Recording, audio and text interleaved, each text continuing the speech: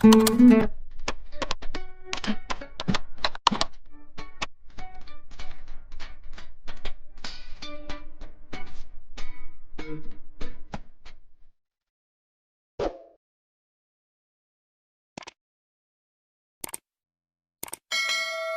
ng araw na medyo may kasamang polusyon ng Maynila ang sumalubong sa mag-iinang Dizon habang naglalakad sa kahabaan ng simento patungo sa pamilyar na dambuhalang gusali ng Barcelona Company. Masaya at patalon-talon ng 5 taong gulang na kambal na sina Paul at Jessica. Tila ba naglalaro sa isang park at walang kaalam-alam na ang pupuntahan nila ay ang lungganang pinakamakapangyarihang mafia king sa bansa. Si Charmaine naman, dahan-dahang huminto sa tapat ng naglalakihang glass door ng kumpanya, habang marahang hinahaplos ang kanyang dibdib, na ngayon ay malaya na mula sa masakit na medical tape. Ngayong araw na ito, matapos ang mahabang gabi ng pag-iyak at pag-iisip at pakikipagtalo sa kanyang sarili, napagdesisyonan niya na ang pinakamalaking hakbang sa kanyang buhay ang sabihin kay Jonathan Barcelona na ang nag-iisang gabi ng kanilang engkwentro ilang taon nang nakalilipas, nagbunga ng 2 napakakulit, napakapasaway, ngunit napakatatalinong anghel. Bitbit niya ang katotohanan at handa na siyang harapin ang muka ng bilyonaryong akala mo laging nalulugi kung sumimangot. Mommy, why did you bring us here? Is there a free food inside that big house? I want ice cream and big chicken. Magilo na sabi ni Paul habang hinihila ang laylayan ng blouse si Charmaine at tumitingala gamit ang kanyang malalaking mata na nakuha niya mismo sa kanyang ama. Bago pa man makasagot si Charmaine upang magpaliwanag, isang napakahaba at nakakaasar na pag-irap ang isinukli ng kanyang kakambal na si Jessica. Iwinagayway nito ang kanyang maliit na pink na plastic na espada at tinuro ang kapatid. Gosh, Paul, you're so matakaw, you know.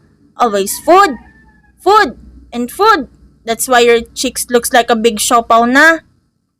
Asik ni Jessica na may tonong akala mo matandang donya na napapanood sa mga teleserye. What did you say? Anong siopaw? My cheeks are muscular, okay? Granny said this is for fighting. Ganti naman ni John Paul, na nagsimula nang mamula ang muka sa pagkapikon at bahagya pang tinaas ang kanyang 2 maliit na kamao.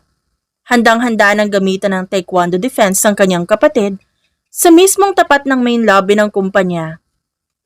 Feeling strong, as if you can beat my magical sword technique. Yeah, space monster! Hamon pa ni Jessica, sabay saksak sa hangin gamit ang kanyang laruan. Akmang magpapakawala pa ng mahabang litanya si Paul at sasabunutan ng kakambal nang biglang umalingaw-ngaw ang isang pamilyar at mala-armalite na tunog ng boses sa buong paligid. Isang boses na mas nakakatakot pa sa tunog ng totoong baril ng mga mafia. Tama na yan! Mariing bulyaw ni Charmaine habang nanlilisik ang mga mata.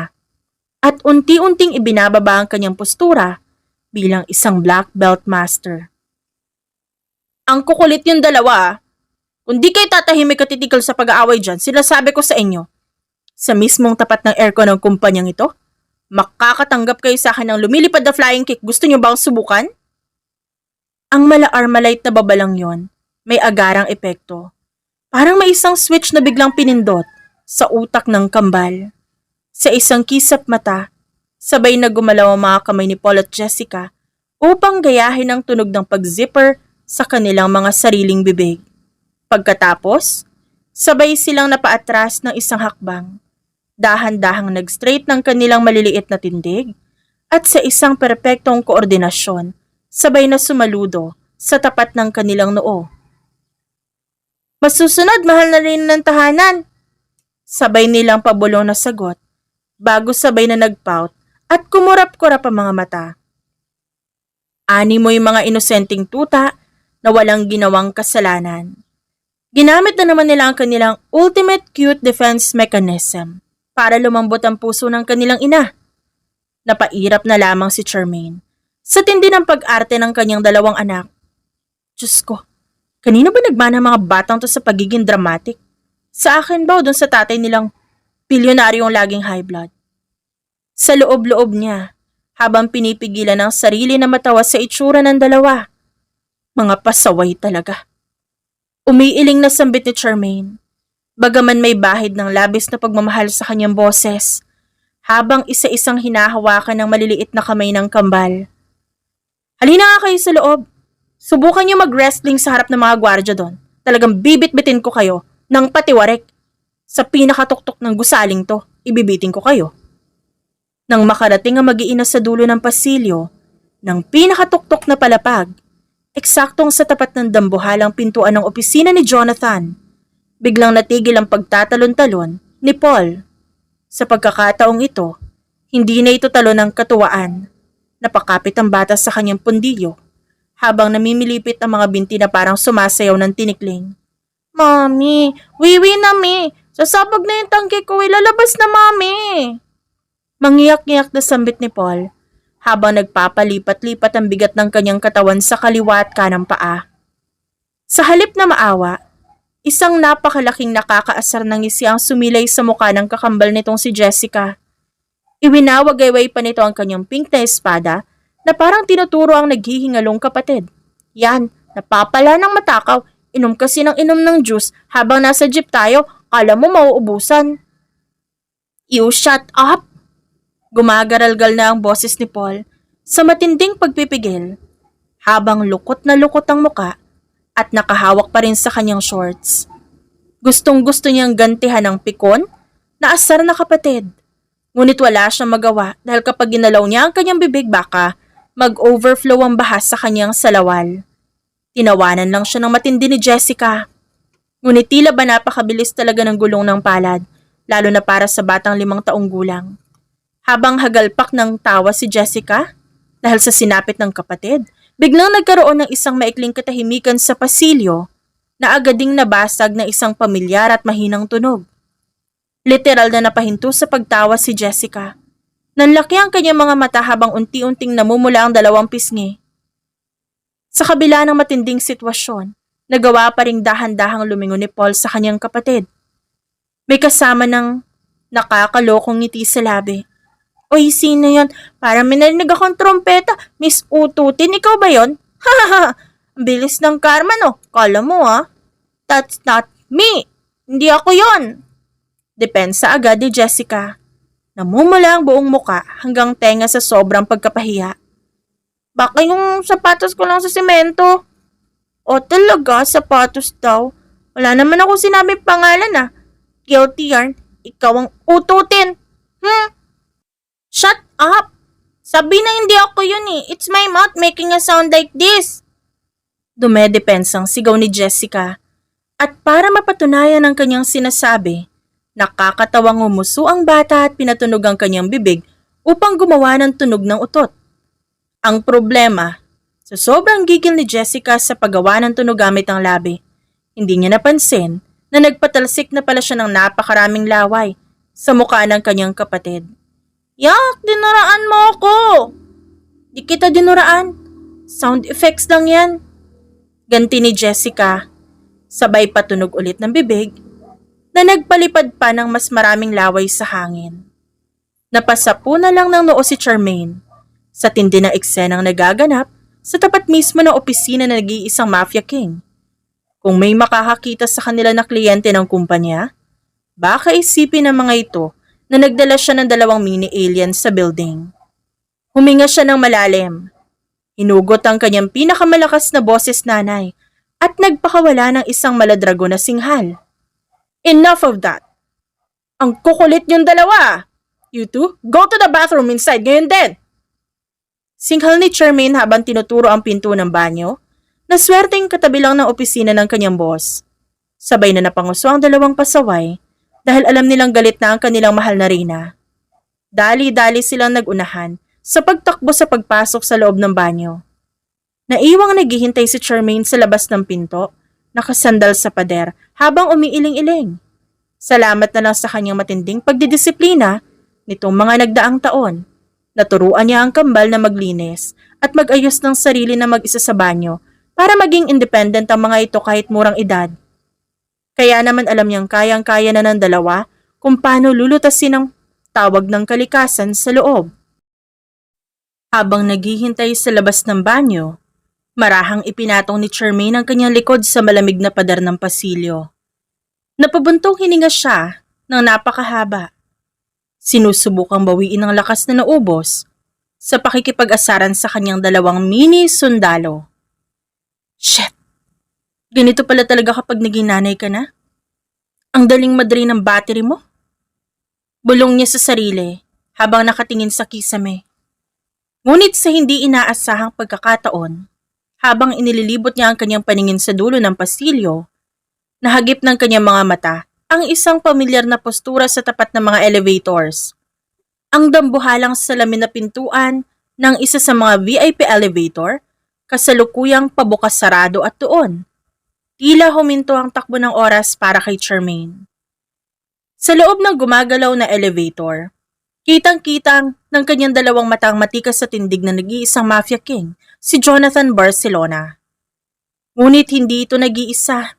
May yakap-yakap itong matangkad, sopistikada at magandang babae na nakasuot ng mamahaling designer dress na si Catherine Hill. At ang mas nagpataas ng presyon ng dugo ni Charmaine, ang dalawa ay kasalukuyang nagpapalitan ng mapusok at matinding halik habang dahan-dahang sumasara ang pinto ng elevator pababa. Hindi alam ni Charmaine kung bakit, pero biglang may kung anong sumikip sa kanyang dibdib. Isang matinding kuryente ng galit at selos ang biglang dumaloy sa kanyang buong katawan. Napakuyom ng napakahigpit ang kanyang kamay hanggang sa mamuti ang kanyang kuko. Ang kanyang mga matay nanlilisik sa tindi ng talim ng kanyang tingin. Abat, tarantado ka talaga, Jonathan Barcelona! Nanginginig sa galit na asik ni Charmaine sa kanyang isip.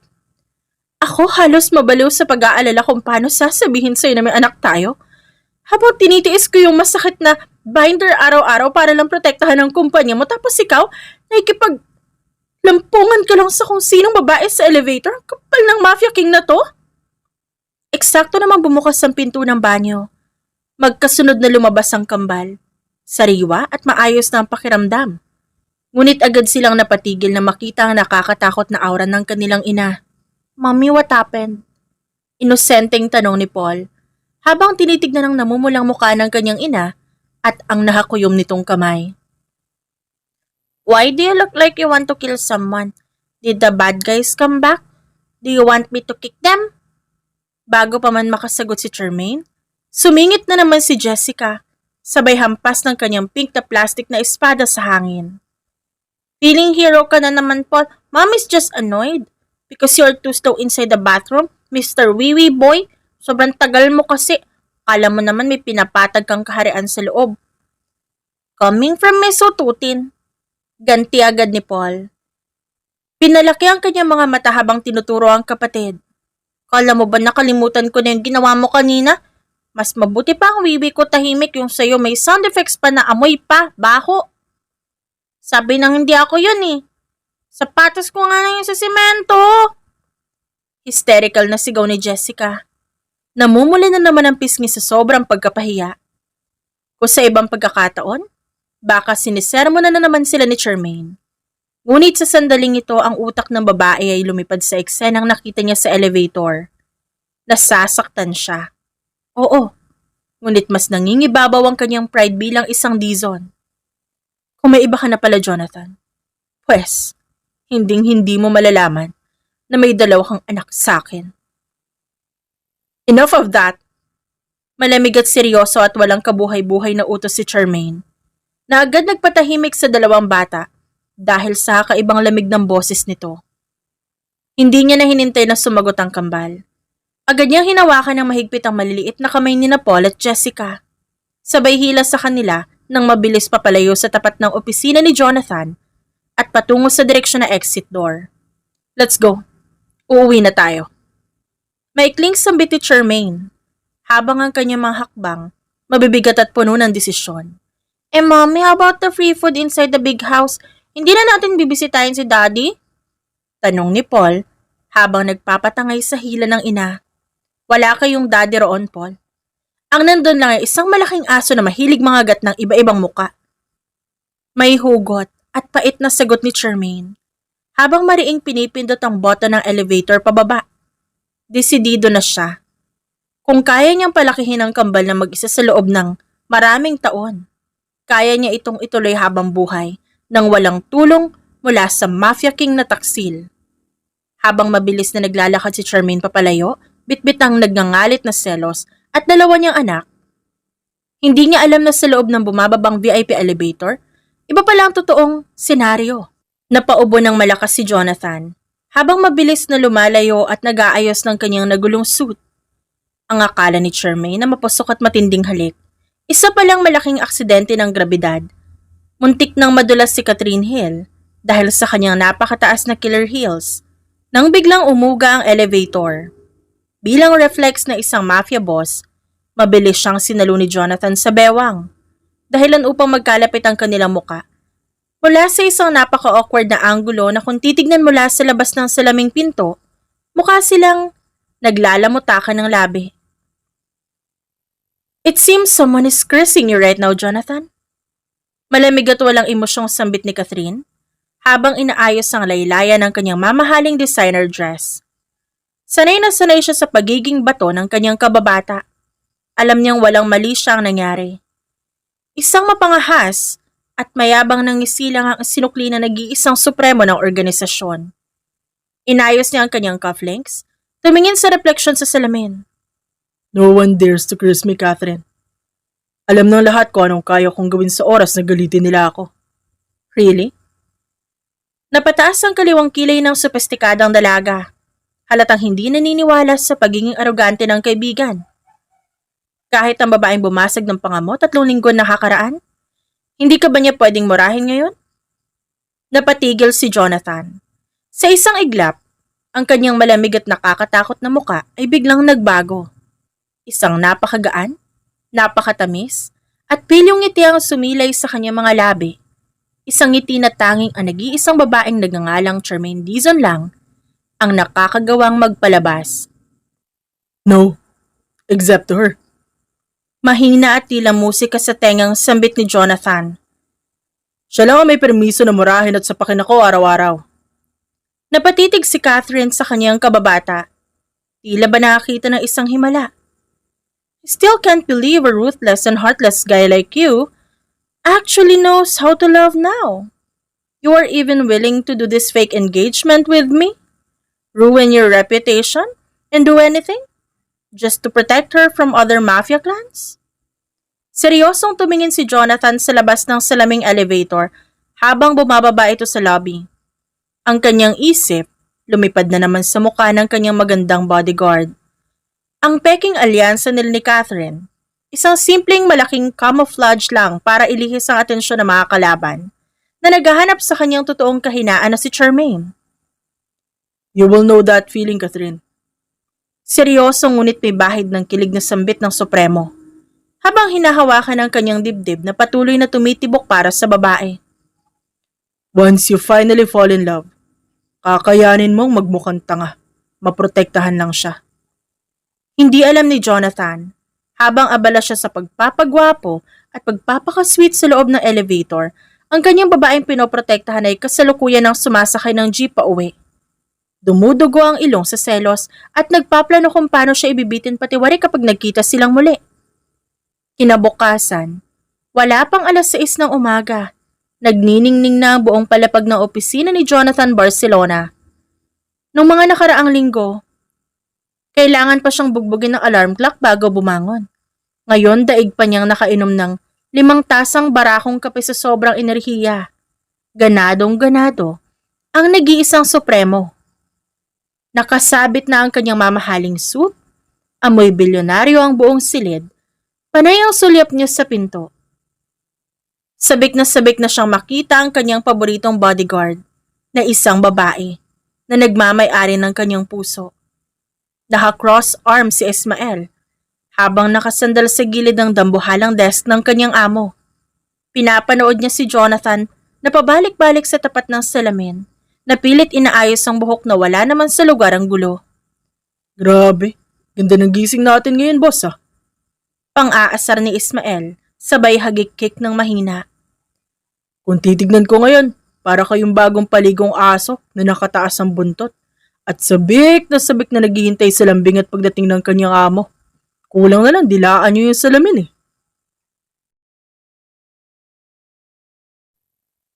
Hindi siya pinansin ni Jonathan. Sa halip, lumingon ito ng mabilis sa direksyon ng pinto. Bakas ang paghahanap sa kanyang mga mata. Where's Carlo? Kahit alam na ni Jonathan ang buong katotohanan na si Carlo at si Charmaine ay iisang tao lang, hinahayaan muna niya ang dalaga sa gusto nitong laro. Kung nais pa rin itong pumasok gamit ang kanyang boy identity at magbenda ng dibdib. Magpapakabulag-bulagan muna ang Supremo para lang makasama ito araw-araw. Napanguso ng napakahaba si Ismael.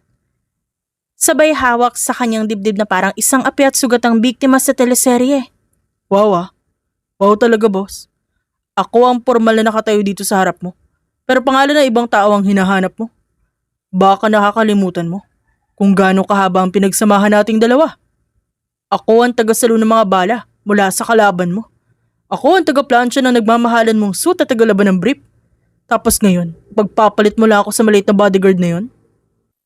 Napatigil si Jonathan sa pag-aayos ng kanyang relo at binigyan si Ismael ng isang nakamamatay na tingin. Jowa ba kita? Tigilan mo nga ako sa mga kalokohan mo, Ismael. Kung ayaw mo maging isang magandang alaala na lang sa kumpanyang ito. Napaatras ng 2 hakbang si Ismael. Ngunit hindi pa rin ito nagpatinag. Mas lalo nitong nilaro ang kanyang daliri at nag-inarte na parang natatakot. Bakit, boss? Jowa mo ba si Carlo? Hala, totoo nga ba talaga ang chismis na yung kumakalat tungkol sa'yo? Boss, baka mamaya ako naman matipuhan mo ah. Nagmamakaawa ako sa'yo, Supremo. Babae ang gusto ko. Yung sexy, yung may kurba sa katawan. Huwag mo kong aagawan ng karapatan. Nagsimula ng manginig ang panga ni Jonathan sa matinding inis. Dahan-dahan niyang ibinaba ang kanyang mga kamay sa ibabaw ng lamesa at nagsalita sa pinakamababang tono ng kanyang boses. Ismael, get the hell out of here right now or else. Sisiguraduhin ko manghihiram ka na ng mukha sa aso paglabas mo ng pintong yan. Sabi ko nga po, lalabas na. May kape pa po akong tinitimpla. Hysterical na sigaw na Ismael sabay takbo patungo sa pinto. Halos madapa pa sa sarili niyang sapatos sa sobrang pagkataranta.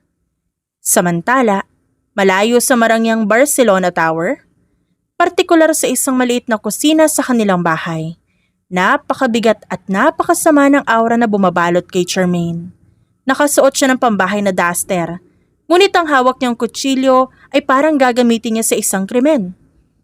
Napakalakas at napakabilis ng kanyang pagbaba ng kutsilyo sa ibabaw ng chopping board kung saan niya kinakatay ang karning baboy para sa kanilang tanghalian. Sa tapat niya, nakabukas ang isang maliit na telebisyon na nagbabalita ng pinakasikat na chismis sa buong bansa.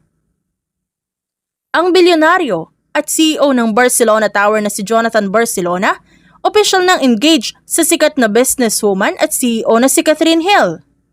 Saad ng reporter sa TV. Mas lalong ginalit ng balita ang mga kamay ni Charmaine.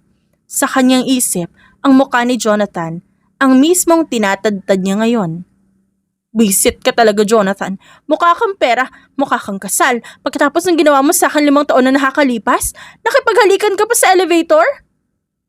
Apo, baka pwedeng dahan-dahan lang. Marahang sita ni Lola Susana, nakasalukuyang nakaupo sa tapat ng lamesa habang nagbabalat ng bawang. Napatingin ng matanda sa chopping board na halos mabitak na sa tindi ng puwersa ng kanyang apo. Patay na nga yung baboy, apo. Gusto mo pang patayin ulit. Dinudurog mo na yung buto eh. Po? Biglang natauhan si Charmaine. Wala sa sarili niyang binaba ang kutsilyo at napahawak sa kanyang noo na basang-basa ng pawis dahil sa galit.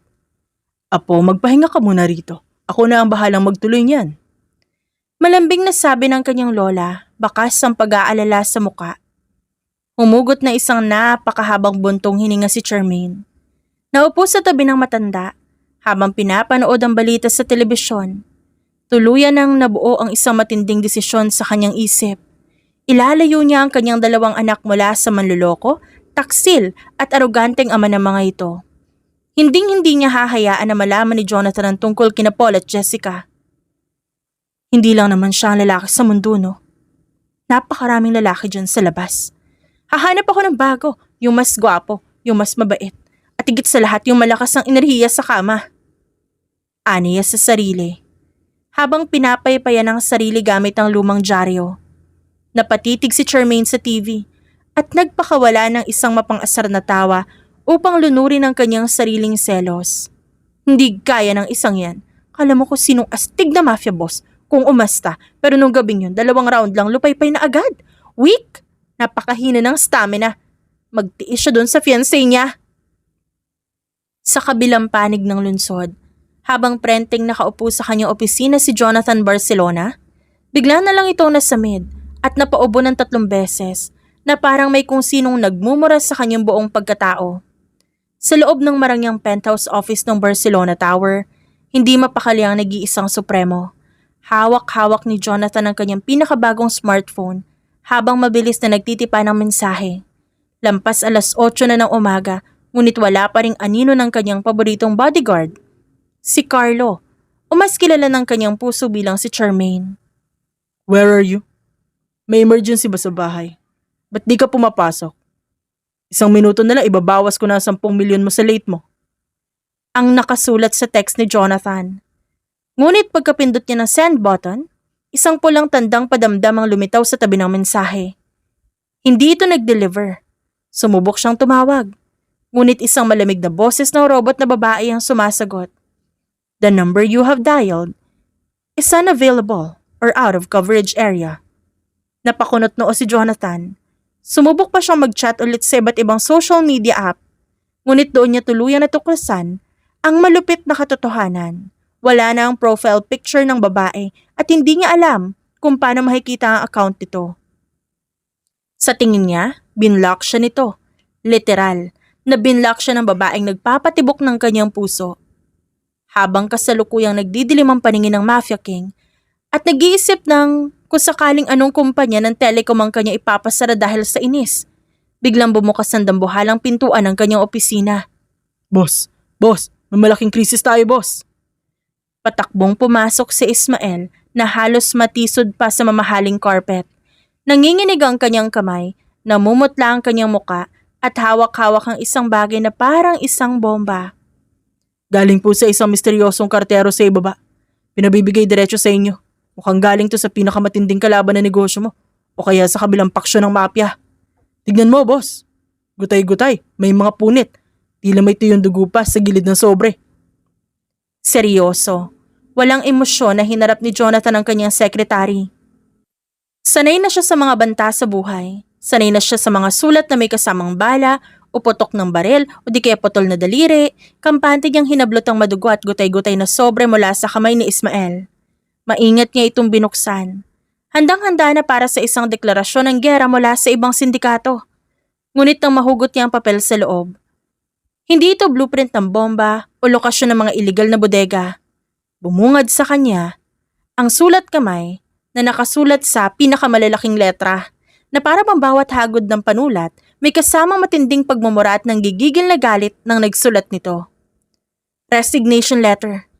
Magre-resign na ako ngayong araw na to. Ayoko sa boss na mahina at traidor. Doon kayo magsama ng fiancé mo na mukhang kapre. Kala mo naman kung sino kong kagwapuhan ng supremo ng mafia. Lupay-pay naman agad sa 2 round. Weak! Napatitig si Jonathan sa papel. Nanlaki ang kanyang mata at sa unang pagkakataon sa kanyang buhay bilang isang kinatatakutang supremo, tuluyan ang nawala ang pagiging seryoso. Ang kanyang muka'y nagpalipat-lipat sa kulay na pula, puti at lila dahil sa matinding kahihiyan at matinding pagkabigla. 2 round? Lupay-pay? Sino sinasabihan niyang weak? Sa loob-loob ni Jonathan, habang ang kanyang dugo ang balikat mula sa labanan noong nakaraang linggo, tila biglang sumakit dahil sa tindi ng insulto. Hindi pa rin alam ng Supremo na may 2 pala siyang anak kay Charmaine. Kaya ang tanging pumasok sa kanyang isip ay ang gabing yon, 5 taon nang nakalilipas kung saan dinala niya ang matinding pagod mula sa pakikipaglaban bago sila nagtagpo sa VIP room. Nasaan? Nasaan na nagbigay ng sulat na to? Mariing sambit ni Jonathan. Ang kanyang boses ay tila kulog na nagbabadya ng bagyo habang mahigpit na nilulukot ang papel sa kanyang kamay. Nalunok na lang ni Ismael ang sarili niyang laway sa sobrang takot. Napaatras siya hanggang sa dulo ng pader. Umalis na po agad, boss eh. Pagkaabot ng kartero, kumaripas na ng takbo na parang hinahabol ng aso. Boss, ano ba nakasulat? Gera na ba ito sa pamilyang mafia? Maghahanda na ho ba ako ng armas at sasakyan? Hindi sumagot si Jonathan sa mga tanong ng kanyang sekretary. Sa halip dahan-dahan siyang sumandal sa kanyang swivel chair. Binaba ang nalukot na resignation letter. At unti-unting pinalitan na isang napakalalim, napaka-misteryoso at nakakatakot na ngisi sa kanyang muka. Isang ngisi ng isang hunter na natutuwa dahil mas lalong naging mapanghamon ang kanyang biktima. My queen, do you really think you can run away from me that easily? Pabulong at malalim na saad ni Jonathan habang nakatingin sa kawalan. Ang kanyang mga matay nanlilisik sa nag-aapoy na pagnanasa na mahanap ang babae. No one can escape me? Kahit magtago ka pa sa ilalim ng lupa, hahanapin kita at papatunayan ko sa'yo kung ilang rounds ang kaya kong gawin. Dahil sa tindi ng itsura at sa bulong ng kanyang amo, automatic na tumayo lahat ng balahibo sa katawan ni Ismael. Naramdaman niyang matinding kilabot na tila ba nanonood siya ng isang horror movie sa kalagitnaan ng gabi. Boss, huwag ko namang umisi ng ganyan. Nagmamakaawa ako sa'yo. Mukha kayong nilalang sa horrors na pelikula na pinapanood ko eh. Kulang na lang. Humawa kayo ng singsing tapos magsalita ng, My precious. Natatakot ako sa'yo, Supremo. Ismael, lumabas ka bago kita gawing palaman. Sa sandwich na kakainin ko. Mabilis na nakailag si Ismael at tuluyang sinara ang pinto habang sumisigaw sa takot. Naiwang mag-isa si Jonathan sa loob ng silid. Muling binuklat ang lukot na sulat at hinaplos ang kanyang dibdib na patuloy na nagwawala. Weak pala. Manda ka sa akin, Charmaine Dizon. Kapag nahanap kita, sisiguraduhin kong hindi ka na makakatayo sa kama. Habang nagdidilim ang kanyang paningin, sa loob ng kanyang malamig na opisina sa Maynila, malayo-layo na ang narating ng mag-iinang Dizon. Kasalukuyan silang nakasakay sa isang pampasaherong bus na humaharurot sa kahabaan ng highway. Ang bus na kanilang sinasakyan, may karato lang patungo sa San Pablo, Lucena. Patungo sa isang tahimik na probinsya sa San Miguel, Santo Tomas, Batangas, ang lugar kung saan plano ni Charmaine na itago ang kanyang pamilya mula sa radar ng mapanganib at mapusok na mafia king. Halos 5 beses na magkakasunod na napabahing si Charmaine sa loob ng umaandar na bus. Napahawak siya sa kanyang ilong at marahang kumuha ng tissue sa kanyang bag. Anak ng baboy talaga. Sino ba tong buwisit na lagi nagpapasalamat o nagmumura sa akin ngayon? Aniya sa isip habang kusang pumapasok sa utak niya ang mukha ng kanyang ex-boss. Sigurado ako, nabasa na ng bilyonaryong yun ang resignation letter ko. Nanggigigil na naman siguro yung panga niya sa asar dahil alam niyang weak siya. Napatigil ang seryosong pag-iisip niya nang maramdaman ng isang maliit at malambot na kamay na humawak sa kanyang braso. Tumingala sa kanya ang inosenteng mukha ng 5 taong gulang na si Jessica. Bakas ang pag-aalala sa malalaking mata nito. Mommy, are you sick po? Is your nose broken because it's making a funny sound like a trumpet? Magiliw na tanong ni Jessica habang pilit inaabot ang noo ng ina para kapain ang lagnat nito. Bahagyang lumambot ang mukha ni Charmaine. Hinaplos niya ang buhok ng anak at ngumiti ng mahinahon. Mommy is fine, baby. Huwag ka mag-alala. Napraning lang siguro yung ilong ko dahil sa aircon ng bus. Hindi sick si Mommy. Malakas kaya to. Bago pa man makapagdrama si Jessica para yakapin ng nanay, isang napakahabang tikim at isang nakakaasar na ngisi ang sumingit mula sa kabilang upuan. Si Paul, na kasalukuyang umunguya ng chichirya, ay umirap ng napakahaba. Don't believe her, Jessica. Pang-aasar ni Paul sabay tawa na nakakaloko. Hindi nagkasakit si Mommy dahil sa aircon, no? Nagkasakit lang si Mommy dahil sa mabaho mong utot kahapon sa tapat ng opisina. Na-poison ang ilong ni Mommy. Umabot hanggang Batangas yung amoy. Shut up, Paul! Sabi nang hindi ako yun eh. It's my shoes. At saka kung utot man yun, amoy flowers yun, hindi mabaho. My utot is magical? Magical utot daw. May ganun ba, Mommy? Or baka naman Galing talaga sa bibig mo. Eh mabaho din bibig mo, di ba? Nagsimula na namang magkagulo ang dalawang pasaway sa loob ng bus. Dahilan upang mapalingon ng ilang pasahero sa kanilang direksyon. Napasapo muli ng noo si Charmaine. Ang kanyang malait na bibig, mabilis na bumusina bago pa sila ibaba ng konduktor sa gilid ng daan. Enough of that. Ang kukulit niyo talaga. Tumahimik kayong dalawa dyan. Kung ayaw niyong ibabaho kayo sa sementeryo na madadaanan natin. Baka madistract ang driver sa ingay niyo. Mapabilis ang biyahe natin papuntang langit. Sige kayo. Automatic na napaayos ng upo ang dalawang bata. Pilit sinisiksik ang kanilang mga sarili sa gilid ng bintana habang nakanguso. Hayaan mo na lang ang mga apo ko, Charmaine. Natatawang pagtatanggol ni Lola Susana na kasalukuyang nakaupo sa kabilang hilera ng upuan habang may hawak na pamaypay. Nagkakasiyahan ng mga bata dahil ngayon lang ulit sila nakasubok sumakay ng malaking bus. Hayaan mo na sila mag-ingay ng konti para hindi ka naman naging bata eh. Napasandal si Charmaine sa kanyang upuan, napatingin sa kanyang lola nang may tonong nagtatampo. Lola naman eh. Kaya lumalaki ang ulo ng dalawang pasaway na yan dahil palagi niyong kinukonsinti kapag gumagawa ng kalokohan. Paano na lang kung magmanay ang mga yan sa tatay nila na mayaman na arogante at matigas ang ulo? Naku, baka ma-stress ako lalo. Bakit po? Gwapo naman ang tatay ng mga anak mo ah. Mukhang matikas at malakas ang stamina. Agad na mula ang buong mukha ni Charmaine hanggang sa kanyang mga tenga sa huling hirit ng kanyang lola. Mabilis siyang tumingin sa labas ng bintana upang itago ang kanyang matinding hiya habang ang bus ay patuloy na bumabagtas patungo sa Santo Tomas. 2 linggo na ang nakakalipas mula nang manirahan ng mag-iinang Dizon sa payapang bayan ng Santo Tomas, Batangas. Naging rutina ni Charmaine ang pagiging jack of all trades sa umaga. Gwardya siya ng maliliit na hardware sa hapon. Naglilinis naman siya ng mga bakuran at sa gabi, nagluluto ng masarap na hapunan para sa kanyang kambal. Simple, malayo sa ingay ng syudad at higit sa lahat walang mafia boss na nanggugulo. Ngunit nitong mga nakaraang araw, hindi mapakali ang kanyang pakiramdam. Tuwing maglalakad siya pauwi, palagi siyang nakakaramdam ng matalim at malamig na mga matang nakamasid sa kanya mula sa malayo. Isang presensya na tila ba humihila sa kanyang batok. Paranoia lang to, Charmaine. Probinsya to. Hindi Barcelona Tower. Pilit niyang kinukumbinse ang kanyang sarili. Pagdating niya sa kanilang maliit ngunit maaliwalas na bahay, sinalubong siya ng hagalpakan ng kambal na masayang naglalaro sa sala gamit ang hiniram na laruang baril. Ngunit pagkasilip niya sa kusina, natigilan siya. Si Lola Susana ay nakaupo sa harap ng isang lalaki na katalikod. Ang matanda, na bihirang kiligin sa kanyang edad, abot tenga ang ngiti habang nakatingin sa bisita. Apo, may bisita ka. Kinikilig na sabi ni Lola Susana habang nag-aayos ng buhok. Ang gwapo, tsaka napansin mo ba? Parang hawig na hawig siya ng apo ko na si Paul. Ang talim ng tingin pero ang tindig, parang hari.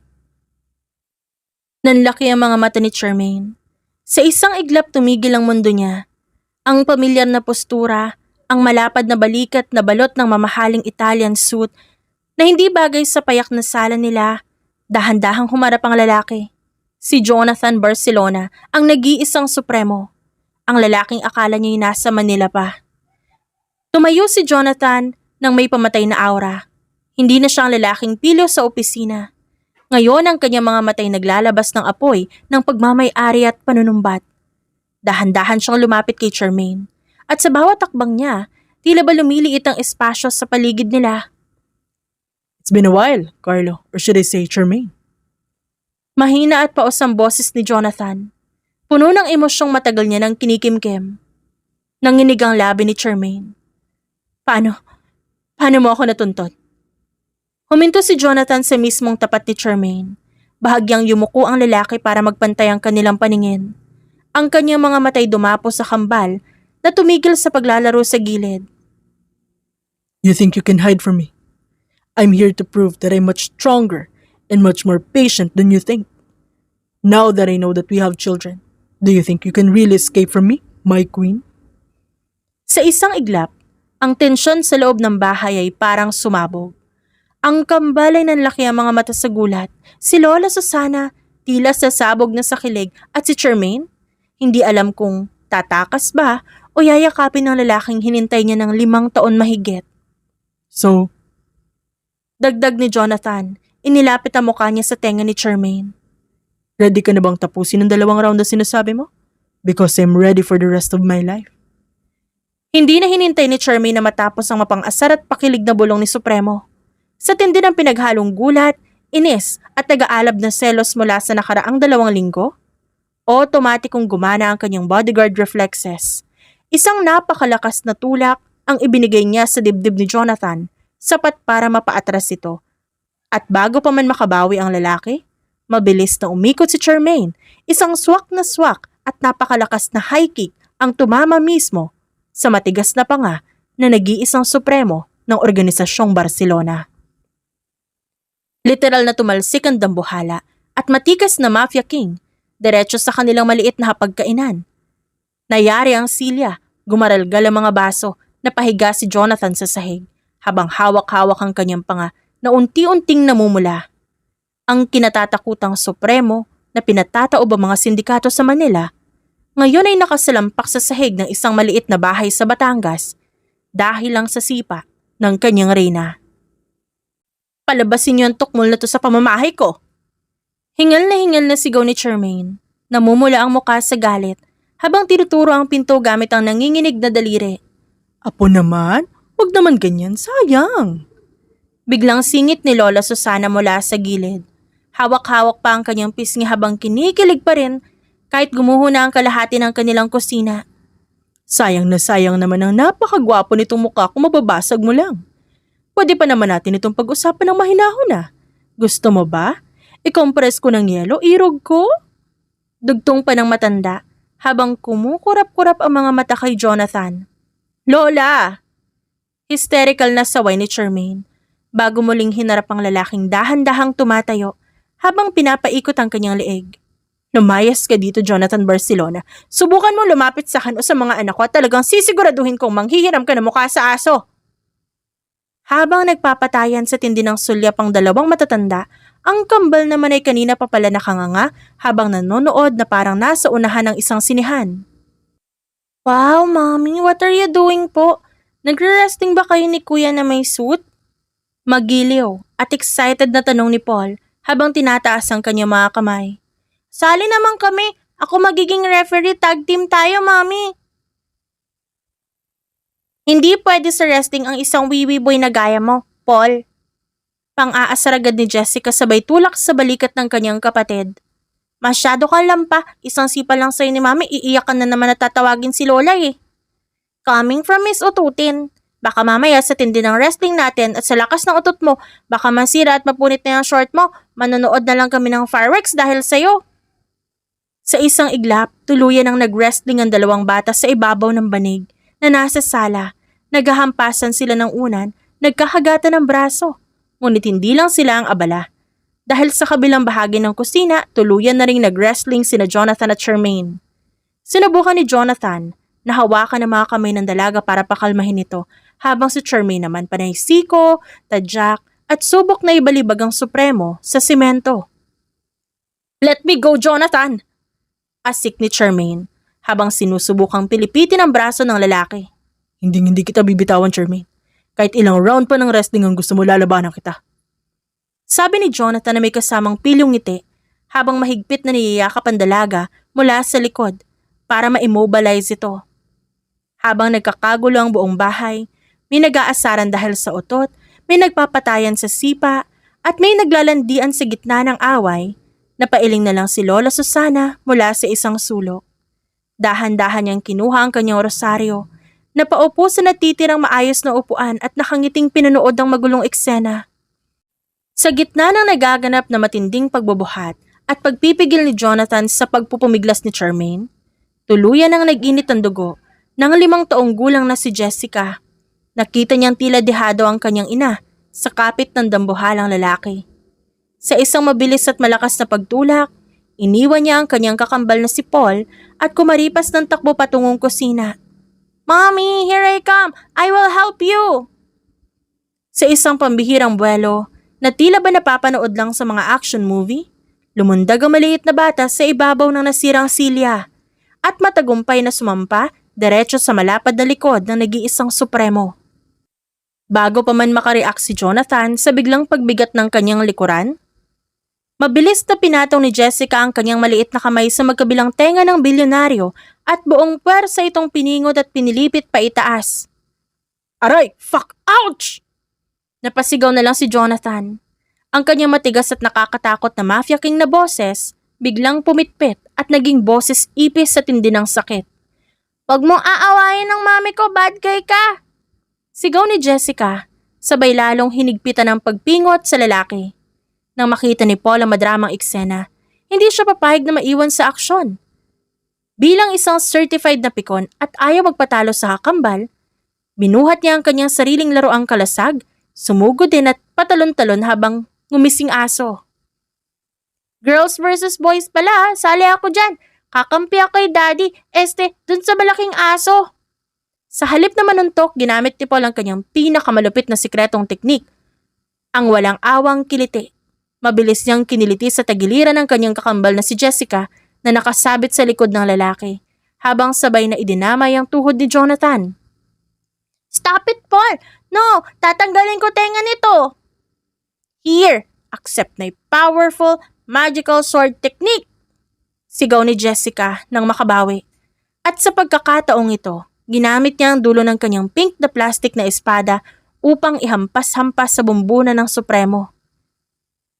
"Shield defense! Block!" Ganti naman ni Paul habang tinataas ang kanyang laruan.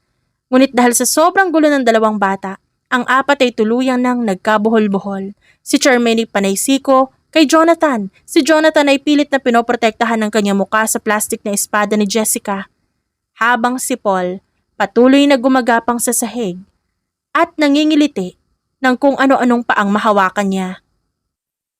Ang marangya at seryosong aura ng pinuno ng pinakamalaking sindikato sa bansa tuluyang natunaw at naging isang malaking sirko sa loob ng maliit na bahay sa Santo Tomas. Habang nagkakagulo ang lahat, tila ba magigiba ang dingding sa kusina. Isang pamilyar, malalim at napakahabang tawa ang biglang umalingaw-ngaw mula sa may pinto ng sala. Ang dahan-dahang sumungaw, walang iba kundi ang sekretaring si Ismael, na kanina pa pala nakasandal sa hamba ng pinto habang may hawak na isang basong juice na mukhang hiningi pa niya sa kapitbahay. Napakalaki ng nakakaloko nitong ngisi. Baba, napakagandang tanawin. Sa haba ng paninilbihan ko sa kumpanyang Barcelona, ngayon ko lang yata nakita ang nag-iisa at matigas at matinik na mafia king na literal na nabugbog at naging punching bag ng dalawang maliliit na bata at isang nagngangalit na babae. Boss, nasa na yung baril mo? Nasa na yung supremo aura mo? Bakit mukha ka ng basahang pinaliliguan ng laway ng bata dyan? At tumawa itong muli. Isang matalim at nalilisik na tingin ang pinatama ni Jonathan kay Ismael. Ismael, kapag ako nakawala dito, ikaw ang unang, aray, bata, bitaw sabi. Ikaw ang unang ipapakain ko sa pating. Naku, dyan ka na magpaliwanag sa asawa at mga anak mo, boss. Mukhang dihado ka sa tag team ng pamilya mo ah. Tumatawang saad ni Ismael habang mabilis na umiiwas nang ihagi si Charmaine ng tsinelas sa direksyon niya. "Hindi ko asawa ang mukhang aso na yan!" Asik ni Charmaine. Kalahating oras. Walang humpay, walang awat, walang katulad na kaguluhan ang tinagal ng makulit na wrestling sa loob ng maliit na sala. Sa huli, ang nag-iisang kinatatakutang supremo, ang lalaking hindi man lang kumukurap sa harap ng dugoang bakbakan, tuluyang lupaypay na bumagsak sa lumang sofa ni Lola Susana. Si Charmaine naman ay nakatayo sa kanyang tapat, nakapamewang, habang mabigat pa rin ang hininga. Ngunit pilit na ibinabalik ang kanyang malamig at walang emosyong pader. "Ano ang masamang hangin ang nagdala sa iyo at napadpad ka rito sa probinsya, ha?" Walang emosyon at matabang at puno ng panunumbat na sambit ni Charmaine. Pinagkrus pa niya ang kanyang mga braso sa tapat ng lalaki. Bago pa man makasagot ng bilyonaryo, naramdaman niya ang marahang paghilas sa kanyang namumulang tenga. Si Jessica, nakasalukuyang nakaupo sa tabi niya sa sofa. May malaking ngiti sa labi habang pinaglalaroan ang bahaging yun ng kanyang ulo na tila ba nakatuklas ng bagong laruan. "Mami, tignan mo oh. Mukhang malutong ang tenga niya, sarap kagatin na parang chicharon." Nakangiting sambit ni Jessica. Tuwang-tuwa sa kakaibang lambot ng tenga ng ama na kulay violet na ngayon sa tindi ng pagkakapingot kanina. Mula sa may pinto, hindi naman mapigilan ni Ismael ang humagalpak ng tawa. Grabe boss, para kayong asong golden retriever kung paglaruan ng mga bata ngayon ah. Nasaan ang bagsik mo, Supremo? Isang nakamamatay na sulyap ang pinatama ni Jonathan kay Ismael. Ngunit bago pa siya makabulyaw, lumingon si Charmaine sa direksyon ng kanyang lola. Nakasalukuyang karga-karga si Paul na tuluyan ang nakatulog dahil sa pagod sa pangingiliti. Lola, patulugin mo muna yung mga bata sa kwarto. Kailangan ko makausap ng masinsinan, mukaan, harapan at walang preno ang kulugong to. Ayoko, Mami! Mabilis na pagtanggi ni Jessica habang mas lalong isinisiksik ang kanyang maliit na katawan sa gilid ni Jonathan at mas pinag-igihan ng paghawak sa tenga nito. Dito lang ako, gusto ko pang paglaruan tenga niya, parang unan eh. Sumunod ka na kay Lola, Jessica. Huwag kang makulit dyan ah. Kukunin ko yung plastic na espada mo, itatapon ko yan, sige. Dahil sa matinding banta ng pagkawala ng kanyang magical weapon, automatic na nagbago ang itsura ni Jessica. Ngumuso ito ng napakahaba, padabog na bumaba ng sofa. Ngunit bago tuluyang maglakad patungo sa silid, binigyan niya muna si Jonathan ng isang mapanghamong tingin. Bye Mr. Panda, babalikan kita mamaya ha? Nang masigurong sarado na ang pinto ng kwarto ng mga bata, ibinaling ni Jonathan ang madilim na tingin sa kanyang sekretary. Ikaw, umalis ka rin sa harap ko. Kung ayaw mong gawin kong aboy ang sasakyan mo. Napairap si Ismael, sabay nguso, at dahan-dahang humakbang patungo sa labas ng bakuran. Sus, gusto mo lang ako paalisin eh, kasi gusto mo masolo si Charmaine. Buti na lang talaga at babae pala ang gusto mo, boss. Kala ko talaga nun, may pagnanasa ka kay Carlo kaya sa akin. Ngayong napatunayan kong straight ka at may kambal ka pang anak, safe na ako. Ligtas ang aking kagapuhan. Ismael, get out! Sabi ko nga po, sa kotse na ako maghihintay. Mag-grounds kayo na maayos, boss ha? Naiwan ang nakakatunaw na katahimikan sa pagitan nilang dalawa. Dahan-dahang tumayo si Jonathan mula sa sofa, tiniis ang sakit ng kanyang mga pasa at humakbang papalapit kay Charmaine. Charmaine, I'm sorry if I lied. Nagkaroon ako ng fake engagement kay Catherine para maging camouflage mo mula sa ibang paksyon ng mafia. Kaibigan ko lang siya at sa tulong niya, natapos at nalinis na namin ang lahat ng kalaban. Ligtas ka na at ang pamilya natin. But you know what? Masaya ako. Nagsiselos ka. Ibig sabihin, may nararamdaman ka sa akin, sweetheart. Automatiko nag-init ang pisngi ni Charmaine sa narinig. Agad siyang umiwas ng tingin. At marahas na nag-cross ng braso para itago ang nagwawalang tibok ng kanyang dibdib. For your information, Jonathan Barcelona, hindi ako nagsiselos at di naman ako magsiselos. Lalo na sa isang lalaking napakahina ng stamina. Naningkit ang mga mata ng Supremo. Tila ba tinanggap ang hamon ng kanyang reyna? Really? Kung ganon, let me prove to you right now that I'm not what you think.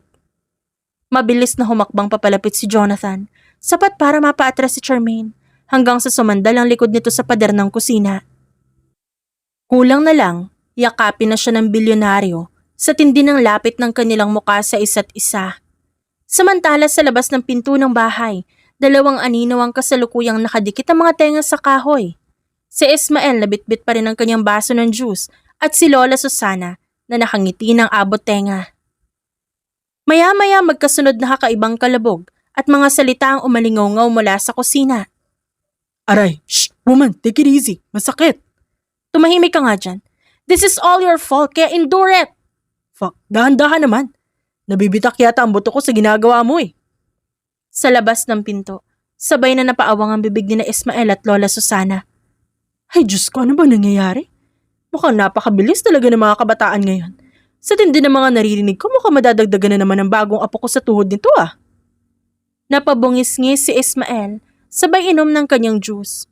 Sabi ko sa Lola eh, kapag mafia king ang bumanat, walang preno-preno. Sold na sold agad ang rounds. Ngunit ang dalawang tsismoso sa labas, wala palang kaalam-alam sa totoong trahedyang nagaganap sa loob ng kusina. Sa loob ng bahay kasalukuyang nakaupo si Jonathan sa natitirang silya habang si Charmaine Nanggigigil na idinidikit ang isang makapal na ice pack at may kasama pang sadyang pagdiin ng bulak na may alkohol diretso sa naglalakihang black eye ng bilyonaryo. Ginagamot lang naman ito ang tinamong pasa ng kanyang boss mula sa naganap na wrestling kanina. Ayan, bagay lang sa iyan para mahimasmasan ka, no? Gigil na sambit ni Charmaine sabay diin palalo ng bulak sa panga ng lalaki. Aray ko naman, Charmaine. Papatayin mo ba ang tatay ng mga anak mo? Huminga ng malalim si Charmaine. Binaba ang hawak na bulak. At seryosong tinitigan ng lalaking 5 taon niyang hinanap at iniyakan. Malamig, ngunit may bahid ng lumalambot na puso na saad ni Charmaine. Pagkatapos, tinutok niya ang dulo ng tweezer sa ilong ng bilyonaryo bilang huling babala. Pero kapag nagsinungaling ka sa akin ulit, Jonathan Barcelona, sisiguraduhin ko na sa susunod na magkita tayo, literal na manghihiram ka ng freaking face sa aso. Malinaw ba? Malinaw na malinaw, my queen. Hindi ko na kayo iiwan. At sa labas ng pinto, patuloy pa rin sa pagbilang ng round sina Ismael at Lola Susana. Walang kamalay-malay na ang natapos na digmaan ay opisyal nang napalitan ng isang magulo, maingay, ngunit puno ng pag-ibig na bagong kabanata ng pamilya Barcelona sa Batangas. Ang sikat ng araw sa sumunod na umaga sa Santo Tomas ay may kasamang amoy ng bagong sangag na kanin, pritong tuyo at kapeng barako. Sa loob ng maliit na kusina, masayang-masaya at siksikan sa pagkainan ng bagong pamilya. Kahit medyo may bakas pa ng violet at berdeng pasa sa mukha ng nag-iisang supremo ng Organisasyong Barcelona, prente itong nakaupo sa tabi ni Charmaine habang pinapanood ang kambal na halos maubos na ang ulam sa tindi ng gana. You know, I still can't believe that you are really my father. Nakangiting sambit ni Jessica. Punong-puno ng kuryosidad ang boses habang nakasandal ang sikos sa lamesa. Saglit siyang lumingon sa kakambal bago muling tumingin kay Jonathan. Wait, mas lalo kong tinitignan ang face mo. Mas kamukha mo talaga si Wiwi Boy. Yung nose niya parehong malaki kapag nagagalit. Dahil sa narinig, automatikong pinalaki ni John Paul ang kanyang mga mata na may kasamang pagngasab ng kanin sa bibig. Mabilis na ipinatama ni Jonathan ang matalimat na nilisik at nakamamatay na tingin sa dulo ng mesa, kung saan si Ismael kasalukuyang nakatakip ng kamay sa bibig.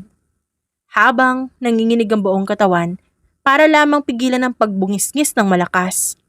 Isang maling galaw lang ng sekretary, alam nitong pwedeng maging ulam sa almusal ang kanyang dila. Stop calling me Wiwi Boy, Miss Ututin. Kagabi pa yung Wiwi Boy na yan. Mas mabuti na ang wiwi ko kesa sa tiyan mo na palaging nagpapatunog ng trompeta. Ang matamaan pangit. Mabilis na banat ni Jessica sabay dila ng napakahaba. Enough! Ang pamilyar at malaarmalite na bulyaw ni Charmaine ang agad dumanas sa buong kusina. Ang kukulit yung dalawa, kagigising nilang wrestling na naman. Sinasabi ko sa inyo kapag di kayo tumahimik at kumain ng maayos dyan, ibibitin ko kayong dalawa patiwarik sa labas ng bahay. Ang maladrago na banta niya may agarang epekto. Naging tahimik ang paligid sa loob ng 1 minuto. Ngunit ang katahimikang yon ay camouflage lang pala para sa isang mas matinding pasabog. Dahan-dahang lumingon si Jessica kay Charmaine, ang kanyang mga matay punong-puno ng kawalan ng malay habang marahang nagtatanong. Mommy, is that true po na sooner we will have a brother or sister? Yung baby po na kasya sa maliit na basket? Automatikong napaubo ng napakalakas si Jonathan. Halos mailuwa ang iniinom nitong kapeng barako, habang mabilis na hinahawakan ang kanyang dibdib. Saan mo nakuha yung napakalaking kalokohan na yan, Jessica, ha? Kay Kuya Ismael po. Sabi niya kagabi, habang nakadikitengan niyo sa pinto, marami daw kayong rounds na ginawa sa loob, kaya sure na may kasunod na kaming kalaro. Ang buong kusina biglang binalot ng napakalamig at nakakatakot na aura. Dahan-dahang lumingon si Jonathan at Charmaine sa dulo ng mesa. Ismael! Nabitawan ni Ismael ang kanyang baso. Ang kanyang mukha ay nawala ng kulay. Naging kasing puti ng papel sa sobrang tindi ng takot. Mabilis siyang tumayo mula upuan, hawak ang kanyang dibdib, habang nakatingin sa kambal na kasalukuyang kumakaway sa kanya. Naiwang umaalingaw-ngaw ang tawa ng kambal, habang si Jonathan dahan-dahang humawak sa kamay ni Charmaine sa ilalim ng mesa. May kasama ng pilyong ngiti sa kabila ng mga pasa. So my queen, tungkol dun sa maliit na brother and sister. Kailan natin sisimulan ng susunod na round?